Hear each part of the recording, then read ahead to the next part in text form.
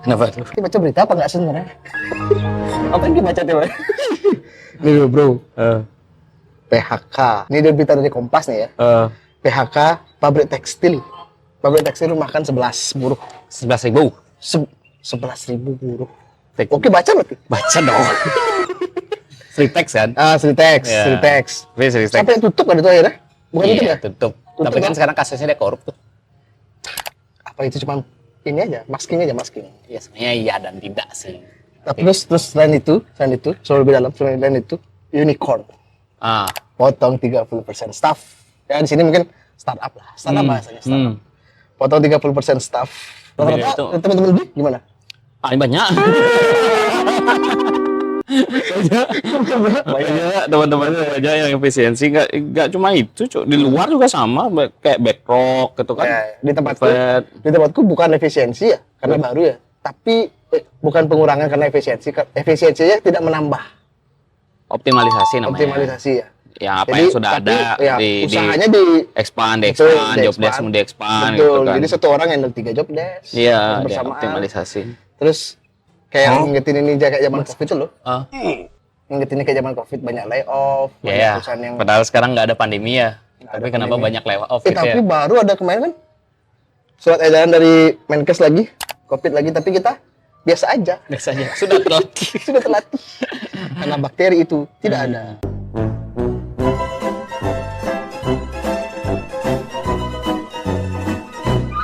Ngomongin PHK do ya.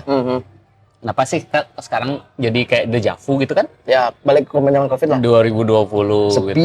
Sepi. Banyak yang gitu. di out. Nah, tapi kalau 2020 kan jelas tuh kasusnya karena pandemi. Betul. Jadi demand itu turun signifikan, ya. ceplak gitu Banyak kan. kebanyakan.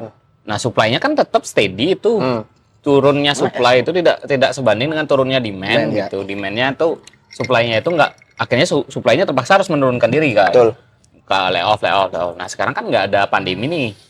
Kenapa gitu? Kalau kita lihat ke belakang PHK itu apa sih penyebabnya ya? Pasti kan performa perusahaan yang menurun. Kalau di tahun 2025 ini ada banyak faktor, salah satunya suku bunga, Cuk.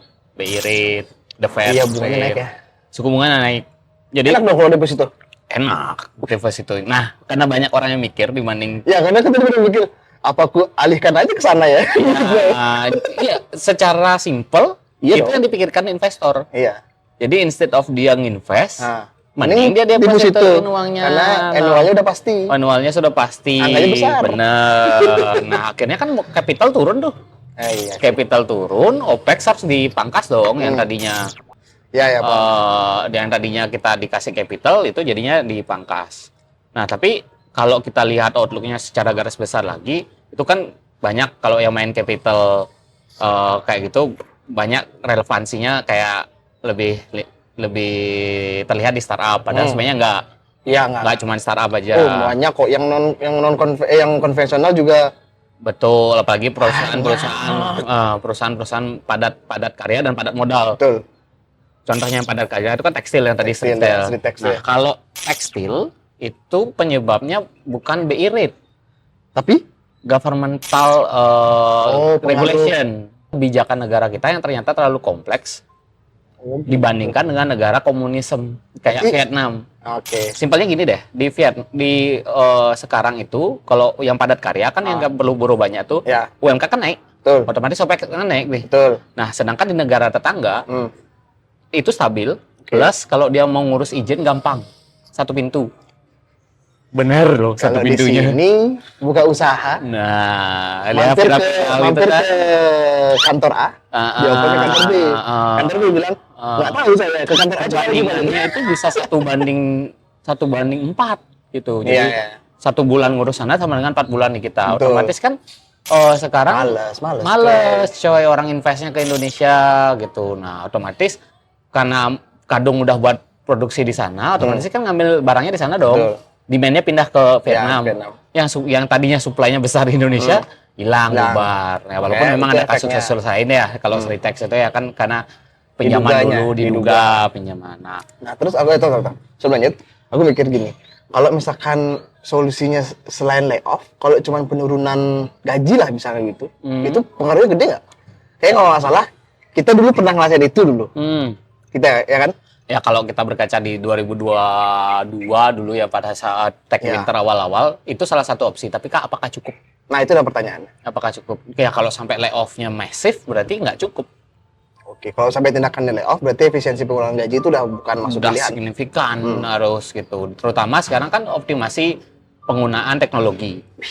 Iya sih, benar. Tapi sebelum optimasi penggunaan teknologi itu ada anggaran. Nah, itu yang terdampak tuh usaha-usaha padat kerjasama dengan B2G dengan government. Ya. Kayak meeting, convention, MICE gitulah. Karena kan anggaran fokusnya makan siang bergizi. Iya. Koperasi Merah Putih gitu. Tidak boleh rapat-rapat. Tidak boleh rapat di hotel bintang 5. Tidak boleh naik Garuda. Masa sih? Iya, sampai kayak gitu. Apa mereka? Lion. Tongkang. Itu terus yang Tongkang. terakhir baru pemanfaatan teknologi. Karena AI ini ternyata bisa memangkas banyak pekerjaan-pekerjaan blue collar gitu ya. Blue collar, pekerjaan kasar atau pekerjaan yang sifatnya office mungkin, tapi yang levelnya white collar yang di low management level. Betul. Gitu. Nah, kalau yang sudah yang sebelum bekerja mendengar PHK ini kan pasti takut nih. Takut ya, benar. Takut pas mau kerja di perusahaan yang kayak bilang nggak teks tadi lah, kita pakai contoh lah ya. Kalau kita nggak tahu ada masalah-masalah di belakangnya seperti sekarang layoff ini, pasti udah mikir-mikir kan, waduh ini kerjaannya bener nggak ya? Maksudnya kalau dalam konteks pacaran tuh, ini green flag nggak ya? Green Ini flag red flag nggak? Ini red flag nggak ya? Bidang apa aja yang sekiranya masuk di kategori red flag atau apa sih namanya? Green flag dan Green, red flag. green job sama Green jobs dan red jobs gitu ya. Sama red doors. Kalau red doors pasti aman. Namanya sih itu. Entertainment pasti aman. Tidak mungkin diganti AI. Nah, hasrat manusia tidak ada habisnya. Nah, itu salah satu yang green jobs. Ya, memang sekarang kalau dilihat dari paradigma yang ada, ternyata memang ada green job dan red jobs. Let's say ini apakah ini terjadi cuma sekarang ya? Dulu pun terjadi waktu komputerisasi kan gitu ya. Kayak orang nyetak koran itu masih pakai gini. Kalau terus dia mau berpikir jadi gitu ya susah gitu.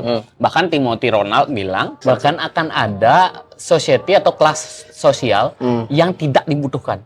Ya, aku baru dengar tidak dibutuhkan, bro, coba nih dipikir. Make sense sih? Sangat make sense. Kenapa? Contoh sekarang berpikir ya, apakah perlu misalnya dengan adanya AI bisa jadi chatbot? Apakah kalau misalnya buat usaha perlu CS? Nggak perlu itu lagi. Nggak perlu kan? Iya, maksudnya cost-nya jauh banget. Nah, apalagi sekarang kan banyak tuh call center AI gitu. Terus kayak pabrik contohnya. Kalau misalnya diganti dengan mesin yang tadinya dikerjakan oleh manusia, orang ngelinting rokok manusia misalnya, robot garment sewing yang kayak gitu. Kalau satu orang ternyata produksi misalnya 10 gitu ya. Tapi dengan AI, dengan satu AI, dia bisa menggantikan 11.000 orang itu hanya dengan satu OPEX. Iya, satu. Produksinya bisa 5 kali lipat, 4 kali lipat. Berarti kan simpelnya bayar orang, dan ini masaku aja nih ya. Bayar orang 3 juta per bulan, di mana subscription ChatGPT, berapa duit ChatGPT? 300.000 per bulan. Bisa dipakai ngapain aja. Bisa dipakai ngapain aja, dan dalam satu waktu yang nggak bersama ada kita bahas topik cuti apapun. sakit, Nggak ada sakit, nggak ada hamil. 10% beda, gapnya lah. 90% gapnya, sorry. 10 kali lipat optimasi. Itu kalau dari cost. Ya. Nah, kalau dari segi benefit, dia bisa mengambilkan benefit berapa? Betul, karena kan ya kerjanya tanpa cuti, tanpa gini. Betul. Mendatangkannya juga tanpa gini. Betul, dan continuous learning-nya. Iya. Misalnya kalau misalnya dengan kita pakai CS manual gitu ya, begitu dia resign, kita harus ngajarin lagi yang baru resign. Nah, itu resiko-resiko yang akhirnya kenapa bisnis itu sekarang lebih banyak automation-nya ke arah AI.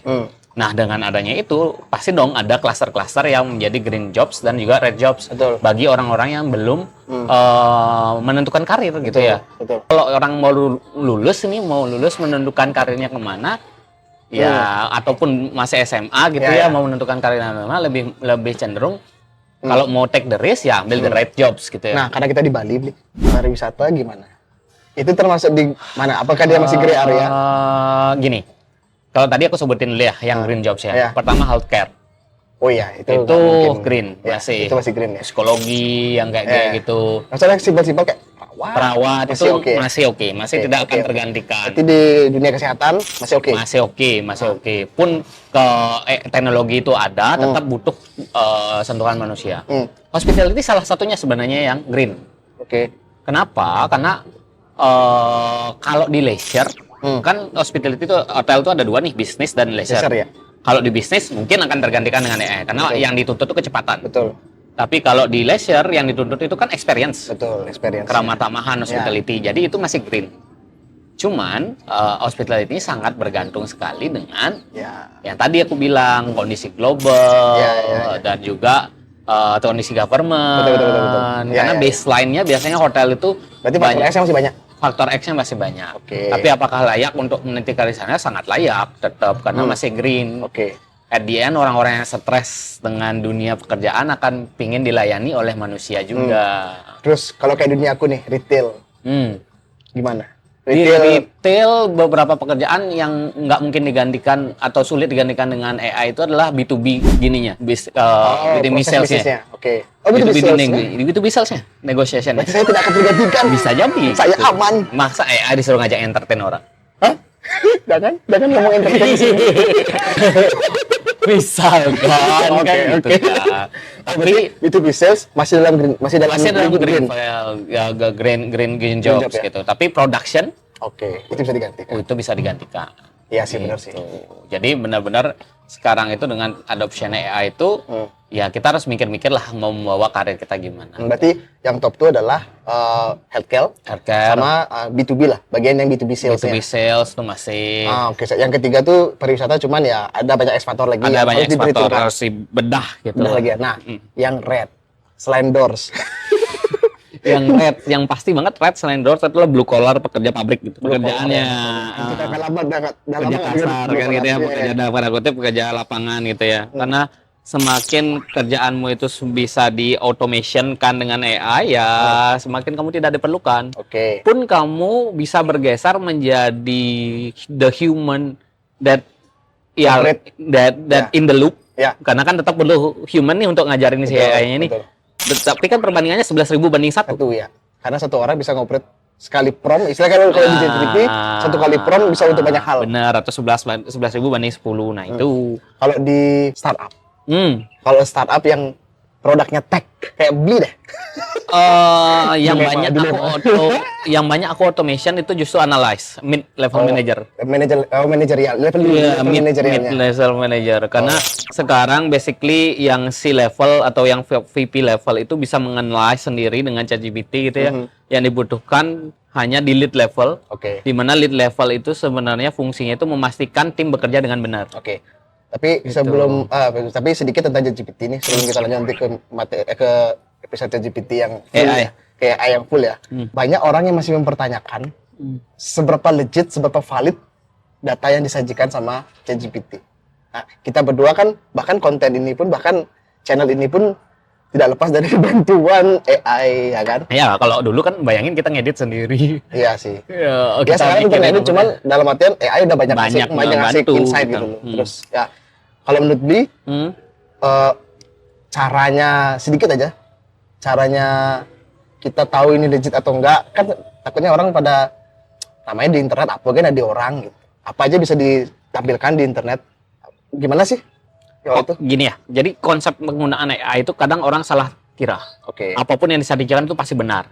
Makanya sampai ada kasus nih di luar nih jaksa buat tuntutan itu berdasarkan ChatGPT. Iya.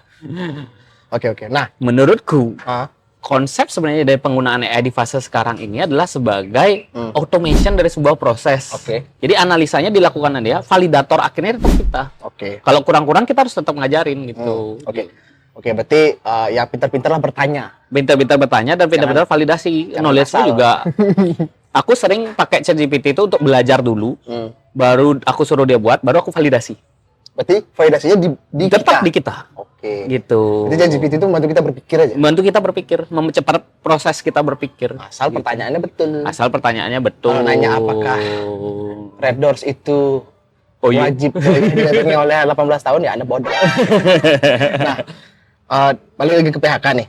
Itu kan tadi ketika kita berpikir kalau kita belum melamar kerja, kita milih kerja yang red job atau green job seperti apa. Tapi kalau yang sudah terjun di dunia kerja dan kita tahu, waduh, kerjaanku ini bagian dari red job nih. Harus ngapain gitu ya? Harus ngapain kita? Apakah kita harus kemana? Gini, reskilling itu emas. Reskill. Reskilling, oke. Jadi ya mau nggak mau, suka nggak suka, kamu harus belajar, bro. Ya kan nggak mungkin kamu di sana udah tahu nih kamu bakal di depak nih reskill. Terus juga nggak ada salahnya kamu nge-explore even kamu sedang punya pekerjaan nge-explore hal-hal lain. Contoh kayak buat di kreatif konten. Contoh kayak kita. Kalau di PHK ya konten. harus naik. Naik gunung. Harus naik, viewersnya harus naik. Berarti ya zaman sekarang ya harus udah tahu, kalau kita udah tahu kita di red job, berarti istilahnya harus mau belajar lagi. Iya, karena jangan sampai kamu stay di operator, kamu harus di-analyze at least gitu ya, sehingga kamu skillmu akan dipakai, experience, karena kan experience-nya itu yang nggak bisa digantikan sama ChatGPT. Benar, misalnya kamu CS selama 5 tahun di satu perusahaan ya. Kamu udah paham banget marketnya, kamu udah paham banget how marketnya bereact.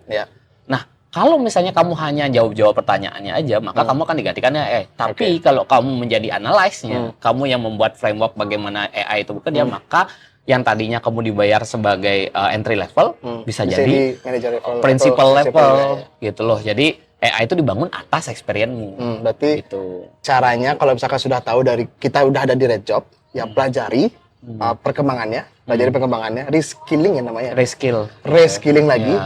Entah kamu upskill kan gitu ya. Entah kamu ganti pivot skillmu. Gitu ya, explore something else gitu. Di sektor pemerintahan. Itu termasuk sektor apa kamu? Karena kan kemarin baru pengangkatan banyak P3K. Gimana? Ya namanya juga baju hijau ya. Baju hijau akan selalu hijau. Tapi ya dinamikanya juga pasti gini. Karena kan bedanya PNS dan swasta, kebijakannya tidak mungkin ekstrim banget gitu ya. Berarti gitu. Masa negara tidak mengimplementasikan aturan ketenagakerjaannya dia gitu ya. Oke. Gitu. Jadi pemerintahan masih ya green lah gitu. Berarti pemerintah masih green? Masih green, namanya juga baju hijau. Berarti ikuti kata orang tua Anda. Masa PHK ini, kayak dari tahun 2005 awal ya? Awal ya? Habis Pilpres. Iya. Habis Pilpres, Kompas pertama kan? Bener. Yang bikin kaget kan? Kompas TV. Tempo ya? Tempo bukan Kompas. Ya pokoknya kalian cari lah di internet itu. Nah, habis itu Sritex, habis itu disusul dengan perusahaan-perusahaan lainnya lagi, termasuk startup juga. Startup kan dari Techminter. Betul. Dan sampai saat ini masih berlangsung. Pertanyaan adalah sampai kapan? Aku bukan cenayang ya. Peran nafasnya. Aku karena sudah pasti bukan cenayang ya. Sudah mengalami, karena benar bro, masa PHK kayak gini tuh berat banget. Karena dulu tuh aku juga pernah ngalamin kan waktu masa Covid, aku kan di hotel tuh. Betul. Jadi dari awal korban. jadi dari awalnya tuh benar-benar ditanya pertama ngurangin DW dulu, daily worker. Habis itu ditanya dari 40, dari 25 timmu tuh jadiin 10 ya. Pilih gimana caranya? Habis itu yang 10 tuh kurangin lagi. Ya mau nggak mau bro, suka nggak suka gitu. Sampai akhirnya aku harus mulai off diri sendiri. Iya dong. Karena untuk operational running nggak butuh manager level waktu itu. Butuhnya operation level. Dan aku waktu itu belum berkeluarga. Butuh banyak orang yang hands on langsung. Bener. Aku belum, walaupun aku bisa menggantikan seluruh apa yang dikerjakan dia. Tapi kan tanganmu cuma 2. Bener, tanganku cuma 2. Plus juga aku waktu itu kan belum berkeluarga, dan sekarang juga masih. Jadi kasihan lah orang yang berkeluarga. Nah, sampai kapan nih? Sampai kapan? 2 bulan lagi kah? 3 bulan lagi kah? Outlook-nya kalau bisa dilihat dari data yang ada, sebenarnya 2026 itu mulai promising. Jadi 2025 ini pasti nyambung ke bonus demografi. Bonus demografi. Kondisi di mana lebih dari separuh penduduk suatu negara berada pada usia produktif. Generasi emas digadaikan. Generasi emas ya digadaikan. 2006 akhir itu ya, karena akan banyak katanya ya suku bunga akan mulai distabilkan. Kalau sekarang kan masih perang nih antara presiden dan BI. Bukan BI ya. Kalau di Amerika tuh presiden dan the Fed ya. Masih ngamuk-ngamuk tuh. Trump minta 1%, the Fed nggak bisa nih, kalau di 1% nanti inflasi gitu. Jadi Terus perang dagang masih berlangsung. Ya, tarif Trump. Nonton ya, episode 1. Episode. Terus anggaran masih restruct besar-besaran, refocusing. Nah, katanya itu 2026 akhir atau 2027 awal itu mulai stabilnya dengan cara apa? Kok lama? Iya, memang.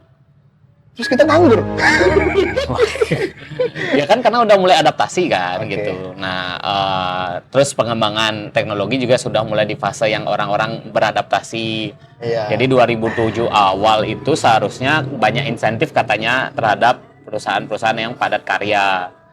Jadi ya tetap stay tunggu. Ya semangat aja lah ya, semangat sampai berarti sampai 2027 baru akan mulai membaik. Dari Kepastiannya outlook-nya. kan mulai kelihatan. Jadi 2026, 2025, 2026 itu kita wait and see, lihat tuh dinamikanya.